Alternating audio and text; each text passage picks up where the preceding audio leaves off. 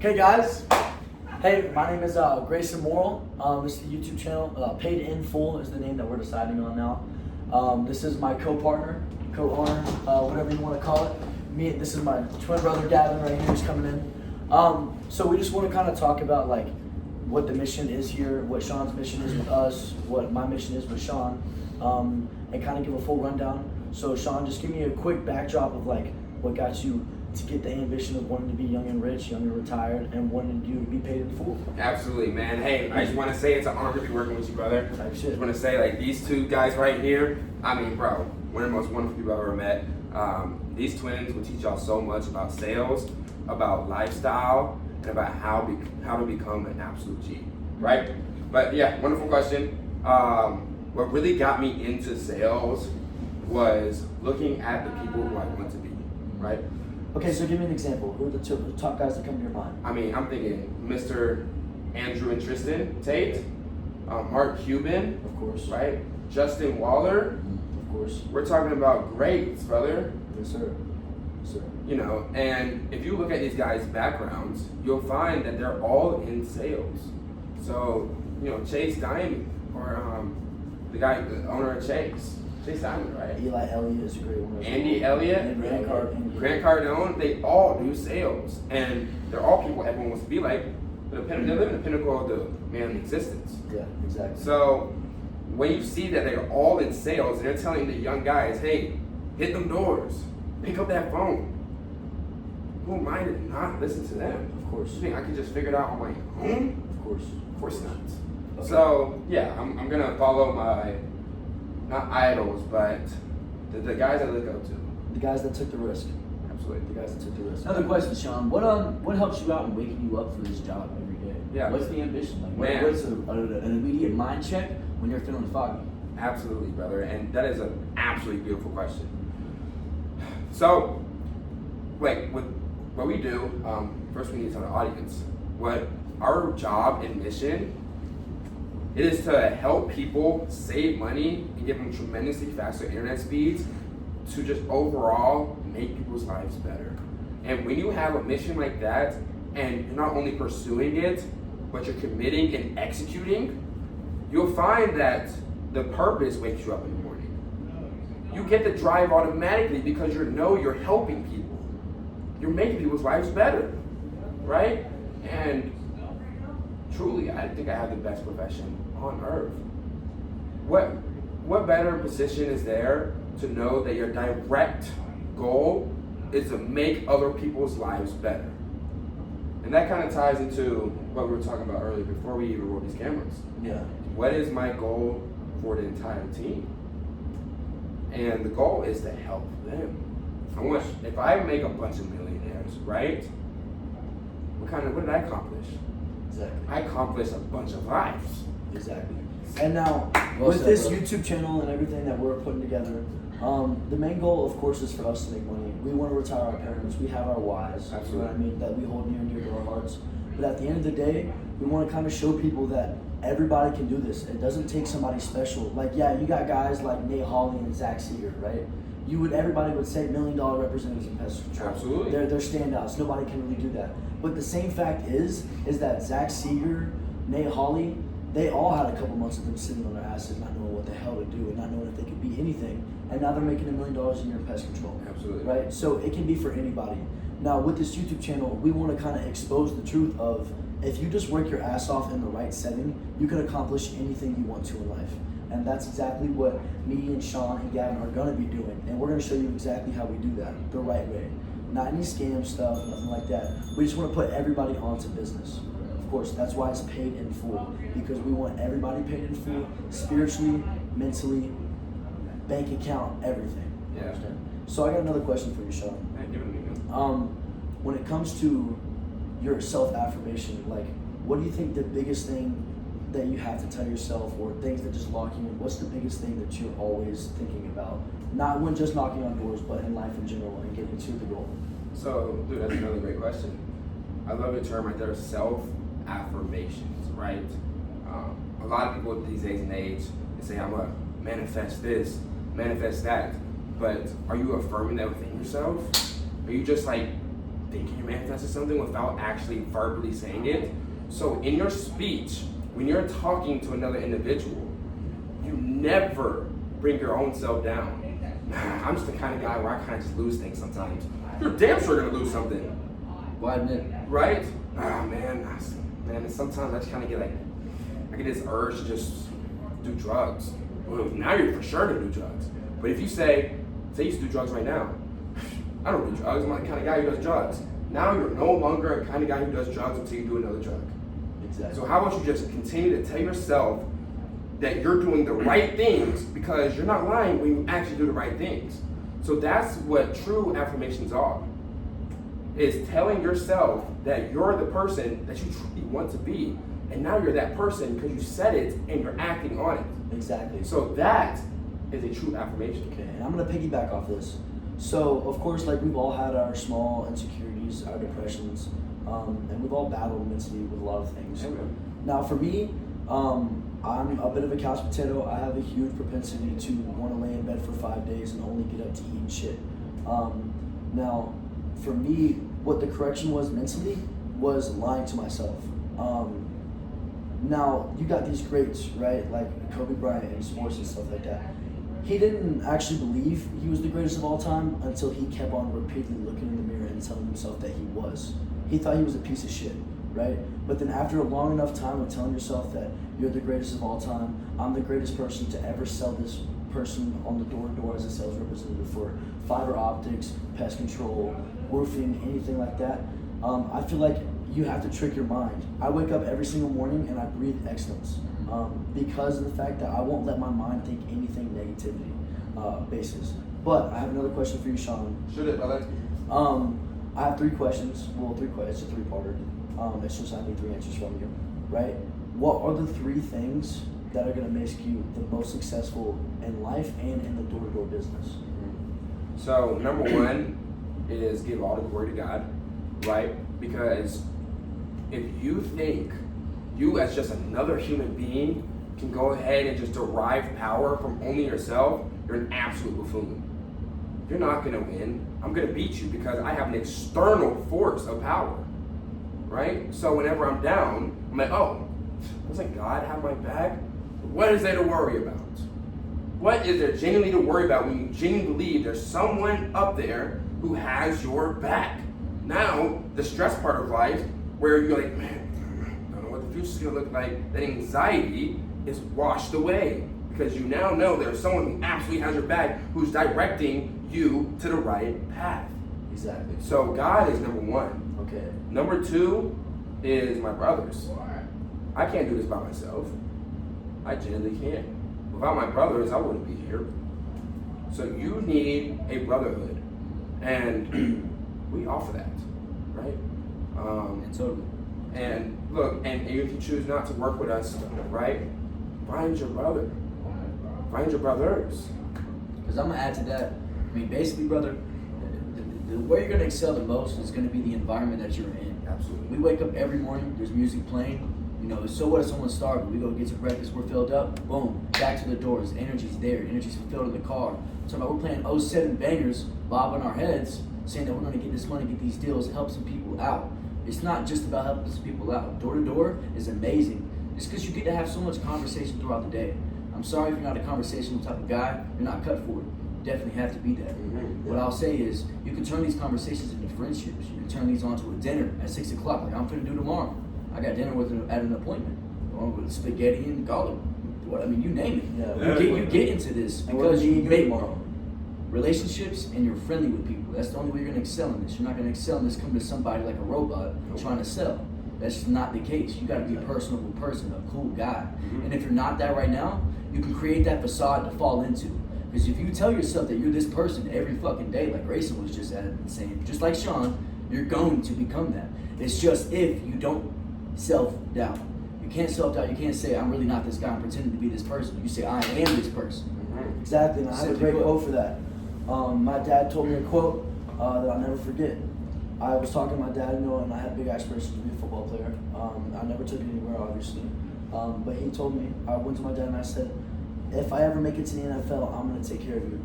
My dad said, you never say if, you always say when, because when you say if, it leaves down the table, right? Because if I make it, that's me telling myself, okay, yeah, there's probably a chance that that's never gonna happen. When, you know what I mean? And you know what the number one killer of dreams are? Wishful thinking. 100%. And you know what another killer of dreams are? A salary. A 9 to 5, an hourly pay. A salary is given to you to forget your dreams, right? If you think, man, one day I want to work in Goldman Sachs so I can just munch and punch on some Dunkin' Donuts and a computer. Why munching and punching? Why even do that to yourself? Why? Because why would you not want to be a hustler? This is straight hustling. This is legal hustling. Like, we're better than drug dealers, baby. I'm telling you. Like, this is something that you have to output yourself to. You have to become a different person. That's a good way to Not entirely, but like, you really do have to have that hustle, that ambition. I don't know about you. I don't want to cap on my salary. I want to know that I can I did this one good year. Shit, I know I'm better than that. Let me crush and excel past the limit that I just already set. You know what I mean? And you know, Kanye's got a great quote for this: shoot for the stars, and if you don't make it, you land in the clouds. Yep. Right? Like, my goal is to make 500K in pest control this year on revenue. That might not happen, but if I hit 450K, I still make 225 grand. You know what I mean? And that's gonna help me out. That's gonna help me out tremendously. And I get to say that before I turn 21.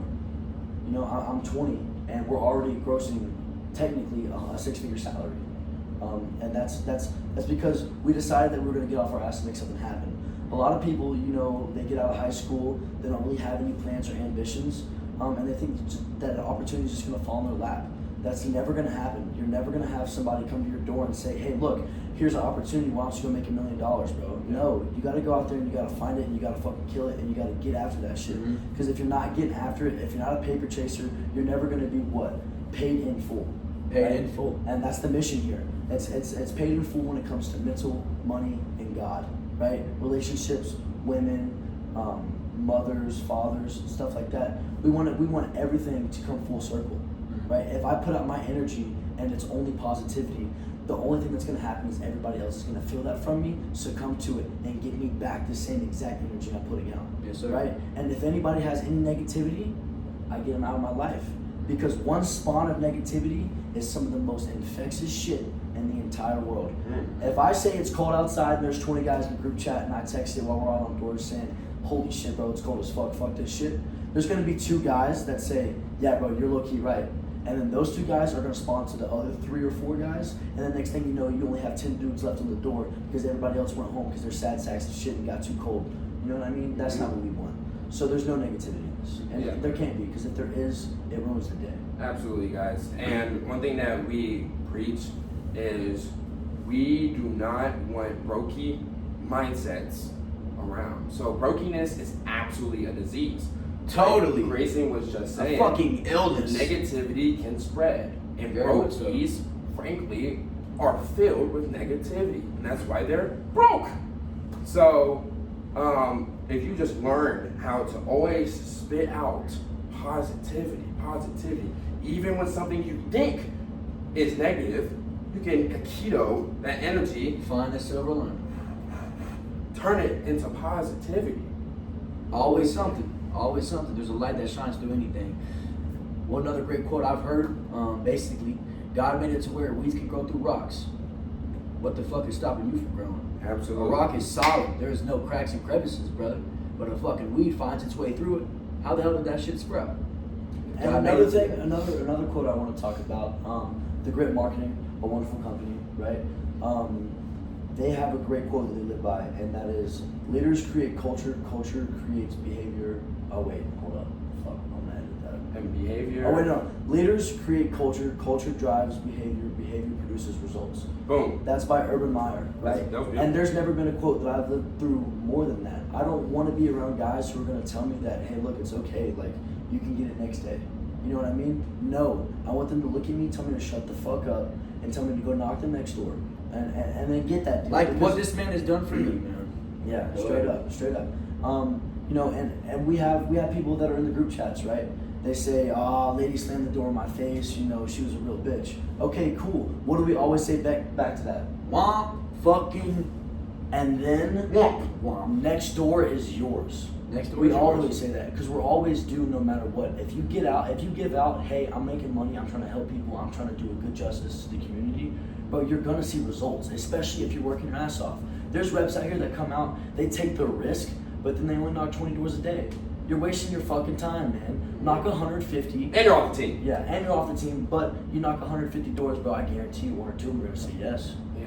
You know, maybe not the first day, maybe not the second day, but that third day, somebody's gonna say yes, and then that 4th day, you're gonna have 2 or 3 people say yes, and that's when the ramp progresses. Guys, You know this is what a ramp looks like, Exactly. right? You don't expect to shoot.